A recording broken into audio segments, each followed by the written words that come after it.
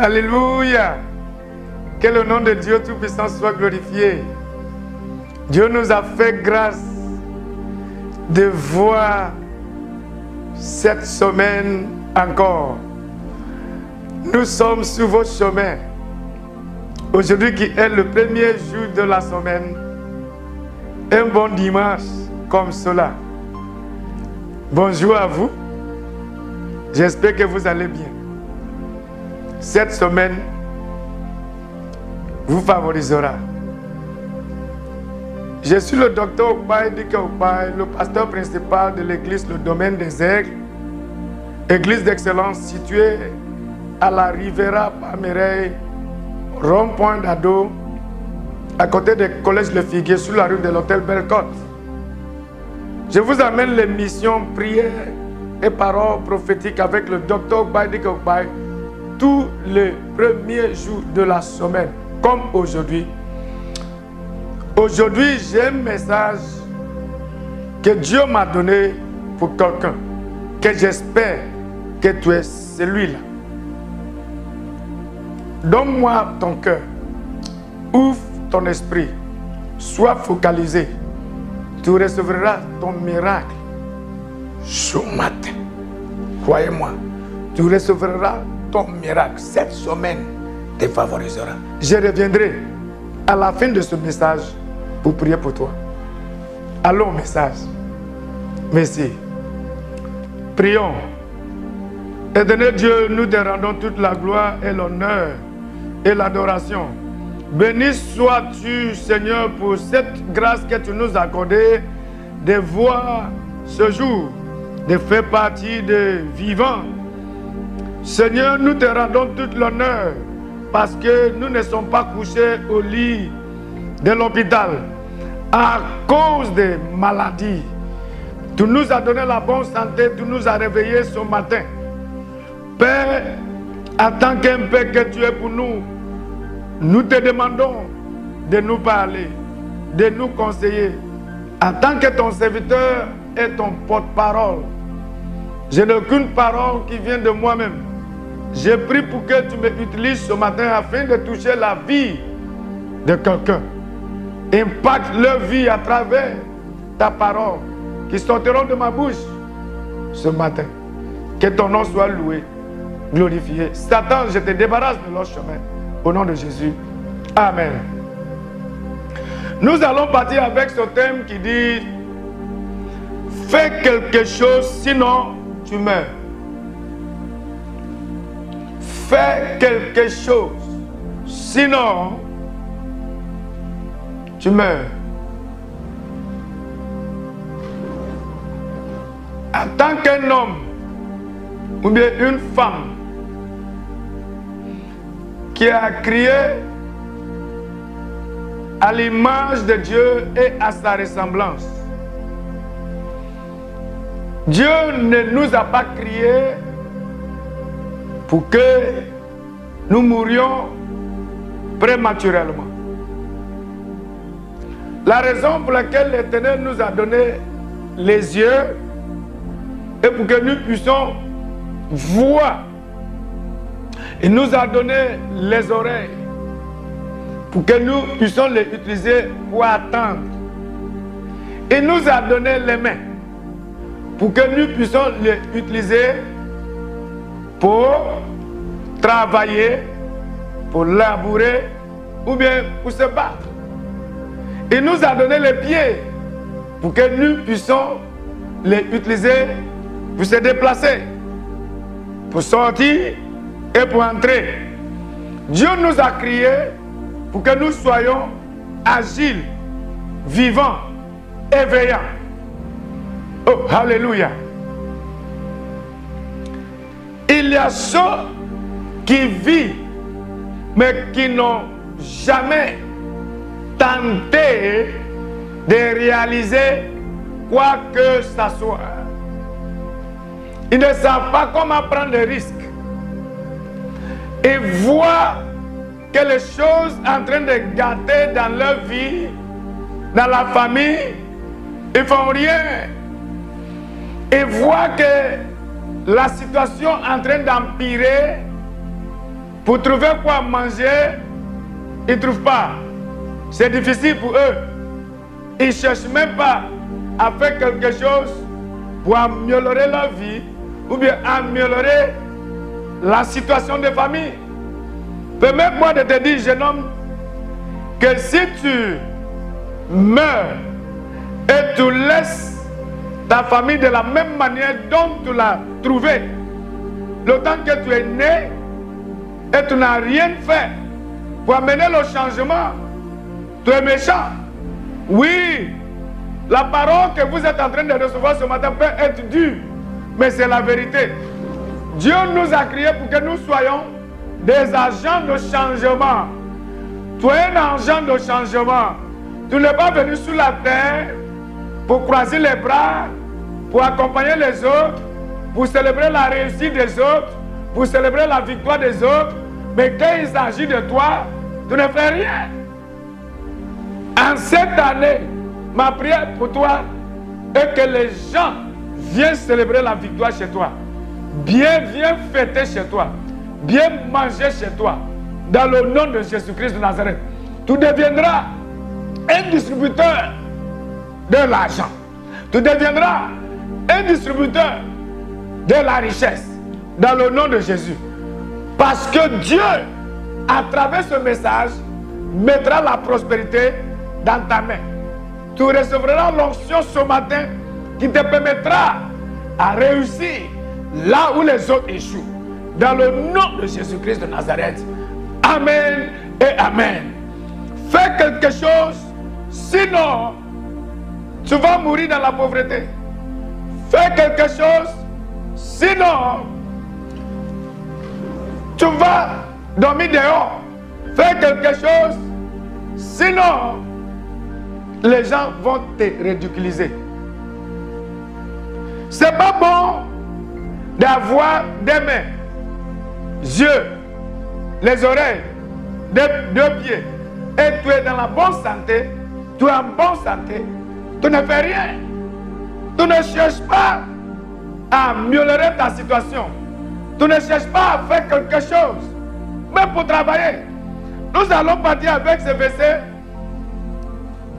que je trouve tellement pertinent par rapport au thème que nous sommes en train de traiter ce matin. Nous allons voir le livre de 2 Rois, chapitre 7, à partir du verset 1. Je vais lire jusqu'à verset 9. Élisée dit: écoutez la parole de l'Éternel. Ainsi parle l'Éternel. Demain, à 7 heures, on aura une mesure de fleurs de farine pour un siècle et 2 mesures d'orge pour un siècle à la porte de Samarie. Ça, c'est homme de Dieu, Élisée, qui a vu la situation dans laquelle le pays vivait, parce que les femmes mangeaient leurs enfants à cause de la famine. Le pays était ravagé par la famine. Il y avait l'abomination qui s'est commise dans le pays à cause des difficultés. Les gens ne trouvaient pas quoi manger. La nourriture devient rare à trouver. Les enfants, les parents, les adultes, tout le monde souffrait. Ils ont tout vendu pour manger. Jusqu'au point que 2 femmes ont signé un accord pour tuer leurs enfants, pour manger. Mais quand cette histoire est rentrée dans les oreilles des serviteurs de Dieu, il se levait. Il a pris son manteau prophétique et il a déclaré devant le roi. Et il dit: à même heure, à 7 heures demain, à 7 heures demain, on aura une mesure de fleurs de farine pour un cycle et 2 mesures d'orge pour un cycle à la porte de Samarie. Voyons comment la situation s'empirait. Voyons que le pays est en train de souffrir. Voyons l'abomination qui se passe dans le pays à cause de la situation de la famine, des famines que le pays traversait. Il a utilisé son bureau, il a utilisé son manteau, il a libéré la parole de Dieu. Écoutez-moi, c'est la parole de Dieu qui transforme. Malgré le niveau de dévastation que l'ennemi a causé dans ta vie, c'est la parole de Dieu qui peut réparer la situation. Malgré le niveau de la pauvreté, du manque, de cette maladie que vous êtes en train de voir, vivre actuellement, traverser, expérimenter, les maladies, vous avez fait tout. Vous avez dépensé tous vos argent à l'hôpital. Vous avez fréquenté plusieurs médecins. La situation refuse de changer. Au lieu de s'améliorer, les choses s'empirent. C'est la parole de Dieu qui peut transformer une situation bizarre à une situation glorieuse. L'homme de Dieu a déclaré prophétiquement que comme vous n'avez rien à manger aujourd'hui, quand vous êtes en train de mourir de faim aujourd'hui, même demain, il y aura l'abondance. Je m'appuie sur cette parole ce matin et je déclare à toi qui es en train de me suivre ce matin que cette semaine, en sortant de la main vide, vous allez retourner chez vous à la maison de vos deux mains chargées, remplies de bonheur, de bénédiction. Dans le nom de Jésus, les hommes vous favoriseront. Dans le nom de Jésus-Christ de Nazareth, il y aura l'abondance chez toi à la maison.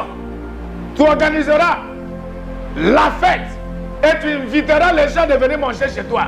Toi qui n'as rien à manger maintenant, croyez-moi, cette année, tu deviendras un distributeur de nourriture dans le nom de Jésus.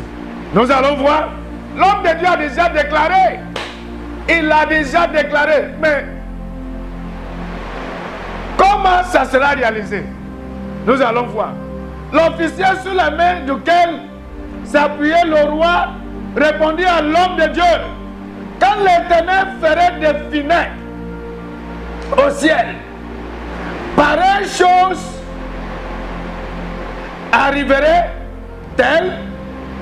Et Élisée dit: tu le verras de tes yeux, mais tu ne la mangeras point. Mais tu n'en mangeras point. Il y avait à l'entrée de la porte 4 lépreux qui se disent l'un à l'autre: quoi? Resterons-nous ici jusqu'à ce que nous mourions? Si nous soyons à l'entrée dans la ville, la famine est dans la ville, et nous y mourions. Et si nous restons ici, nous mourrons également. Allons nous jeter dans le camp des Syriens. S'ils nous laissent vivre, nous vivrons. Et s'ils nous font mourir, nous mourrons. Ça, c'est la décision que ces 4 hommes lépreux ont pris. Au lieu de rester en pleurant, en priant, en faisant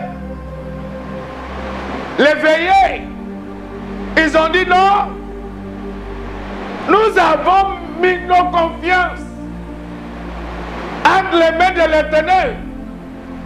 Mais c'est mieux que nous ayons chez nos ennemis, parce que ce qui a causé la famine était parce que les Syriens, l'ennemi, ont siégé Samarie. Ils ont siégé Israël. Ils ont entouré tout le pays. Ils ont établi leur camp militaire. Le peuple de Dieu n'avait pas les instruments pour les faire face, pour les combattre. C'est pourquoi la vie est devenue chère. C'est pourquoi la vie est devenue chère. La famine, je ne sais pas celui-là qui vous a assiégé. Je ne sais pas celui-là qui vous a pris en otage, qui ne vous permet pas de progresser, de prospérer, de réussir. L'ennemi a siégé vos activités, siégé vos mariages, siégé vos santé. Ce matin, la main de l'Éternel se manifestera dans vos vies et vous allez recevoir vos délivrances dans le nom de Jésus-Christ de Nazareth. Nous allons continuer avec la lecture. Il partit donc au crépuscule pour se rendre au camp des Syriens. Et lorsqu'il fut arrivé à l'entrée du camp des Syriens, voici, il n'y avait personne. Wow! Le Seigneur avait fait attendre dans le camp des Syriens un bruit de chars et un bruit de chevaux, le bruit d'une grande armée, et il s'était dit l'un à l'autre, voici, le roi d'Israël a pris à sa chaude compte nous les rois des Hétiens et le roi d'Égyptiens pour venir nous attaquer. Et il se levait et prit la fuite au crépuscule, abandonnant leurs tentes, leurs chevaux et leurs ânes et leurs ânes. Le camp tel qu'il était, et il s'enfuit pour sauver leur vie. Le lépreux, étant arrivé à l'entrée du camp, pénétrait dans une tente, mangeait et bu. Et en portant de l'argent, de l'or et des vêtements qu'il allait cacher, il revient pénétrer dans une autre tente et en portant des objets qu'ils allaient cacher. Verset 9.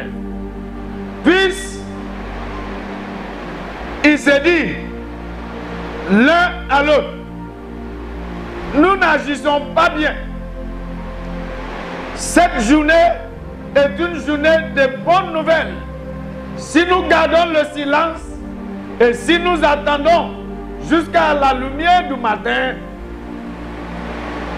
le châtiment nous attendra. Venez maintenant et allons informer la maison du roi. Ce qui m'intéresse dans cette histoire est l'audace que ces 4 hommes lépreux ont pris pour sauver leur vie. Ils ont dit, si nous restons dans ce lieu sans rien faire, nous allons mourir. Si nous rentrons dans la ville, la famine qui ravage la ville, qui tue les gens, se trouve dans la ville. C'est mieux que nous allions jeter au camp de nos ennemis. S'ils nous laissent vivants, nous allons survivre. S'ils nous tuent, c'est la même mort qui nous attend. Ils ont pris la décision de partir. Ce qui m'intéresse est que sur la route, l'Éternel a transformé le son de leur part en un bruit de chars de guerre que les ennemis ont entendu pour laisser leur camp, leur richesse, leur argent, la nourriture, les vêtements, pour fuir. Écoutez-moi, en cette semaine, vos ennemis fuiront. fuiront quand personne ne les poursuit. Tu ne m'as pas bien entendu. J'ai dit, ceux-là qui vous tourmentent, qui vous assiègent, qui vous oppressent, fuiront devant vous et prendront leur fuite en 7 semaines sans que quelqu'un les poursuive. Ils vont attendre le bruit de vos pas. Frères et sœurs en Christ, chers auditeurs, auditrices, ce qui tue les gens est la peur, l'indécision. Si vous avez décidé de commencer quelque chose, malgré la grandeur, malgré le niveau de ce projet, malgré ce que l'ennemi vous dit que il n'y a personne dans l'histoire de ta famille qui a une fois tenté de réaliser ce genre de projet, n'aie pas peur. Si tu peux prendre la décision de faire un pas, l'Éternel complétera, l'Éternel ajoutera sa main, il t'aidera à réaliser ce projet. L'Éternel a transformé le bruit de leurs pas. Pouvez-vous imaginer les hommes que le monde a abandonnés, a rejetés, les hommes lépreux, en battant sur la route, l'Éternel, parce que l'homme de Dieu a déjà déclaré qu'en 7 heures demain, il y aura l'abondance dans la vie. Comment ça sera réalisé? Ce n'est plus la responsabilité de l'homme de Dieu. Il a déjà lancé la parole de Dieu. Si vous pouvez vous associer avec la parole de Dieu et tu ajoutes la foi, tu verras ce que l'Éternel accomplira dans ta vie. Au lieu de croiser tes bras et tu ne cherches pas à faire quelque chose, tu dors à la maison, tu es au chômage. On te dit que non, il n'y a rien à Abidjan. Qui t'a dit ça? Si tu sors en 7 semaines, l'Éternel fera ceux-là qui disent qu'ils n'ont pas besoin de toi. L'Éternel va provoquer un besoin. L'Éternel va provoquer un besoin dans leur vie qui va les provoquer à commencer à te chercher dans le nom de Jésus-Christ de Nazareth. Fais quelque chose, sinon tu meurs. Tu ne mourras pas prématurément. Nous allons voir le livre de Proverbes chapitre 12, verset 27. Avant que je prie pour vous. La Bible nous a dit, le paresseux ne retire pas son gibier. Pourquoi? Mais le précieux trésor d'un homme, c'est l'activité. Un homme paresseux ne retire pas son gibier. Qu'est-ce que ça veut dire? Ça veut dire que celui qui est paresseux n'investit pas. Celui qui est paresseux, rempli de peur, n'investit pas son argent. C'est ce que ça veut dire de rôtir son gibier. Si tu ne retires pas ton gibier va pourrir. Tu vas garder ça, tu gardes ton argent. Non, fais quelque chose avec ce que tu as. Fais quelque chose avec l'argent que tu as. Fais quelque chose avec le temps que tu as. Fais quelque chose avec l'opportunité, avec le talent que Dieu t'a équipé. Aussi, tu sortiras de la pauvreté. Tu sortiras de la mort. Tu sauveras toute la nation. Dieu veut que tu fasses un pas afin que lui puisse faire le deuxième. Que Dieu veille sur vous. Que cette semaine vous favorise. Si tu peux agir selon la parole que vous venez de recevoir ce matin, vous allez m'appeler pour dire, homme de Dieu, merci pour la parole. Dieu a opéré un grand miracle dans ma vie. Que Dieu vous bénisse. Amen. Waouh! Quel message, quelle parole. Fais quelque chose, sinon c'est la mort. C'est à toi de se lever pour prendre la décision de combattre la pauvreté, de combattre le manque, de combattre le propre, de combattre la maladie, de combattre tout ce qui vous oppresse. Je décrète la main de Dieu sur vous ce matin en cette semaine.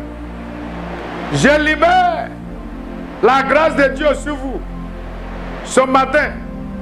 J'ai prie pour que cette grâce et la présence de Dieu soient avec vous. Je libère la présence de Saint-Esprit sur vous. Toi qui es peureux, toi qui n'as jamais tenté quoi que ce soit, tu recevras l'audace, l'esprit, l'onction pour faire ce que tu n'as jamais fait en cette semaine, pour te sauver de la pauvreté dans le nom de Jésus. Que Dieu soit avec vous. Que cette semaine vous amène l'abondance. Que vos mains prospèrent à tous égards. Que celui qui est au chômage trouve d'emploi en cette semaine. Oui, toi qui es au chômage, cette semaine, je vois l'ouverture des portes d'emploi sur ton chemin. Quand tu sortiras, à partir d'aujourd'hui, tu croiseras les hommes qui vont te dire, il faut postuler dans cette entreprise. Allez là-bas, ils vont te prendre. Tu m'appelleras pour dire, papa, homme de Dieu, merci pour l'enseignement. Que la peur soit éliminée dans votre vie. Tu ne mourras pas prématurément. Tu vivras pour accomplir ta destinée. Dans le nom du Père, du Fils et du Saint-Esprit. Allons à l'église, ne reste pas à la maison. Suive ce qui défile à l'écran. Appelle-moi pour vos témoignages. Viens au domaine des aigles. Nous sommes situés à la Riviera Pamiré, rond-point Ado, à côté du collège de Figuier, sur la rue de l'Hôtel Bécot. Le nom de l'église, c'est le domaine des aigles, église d'excellence. Que Dieu vous bénisse. Amen.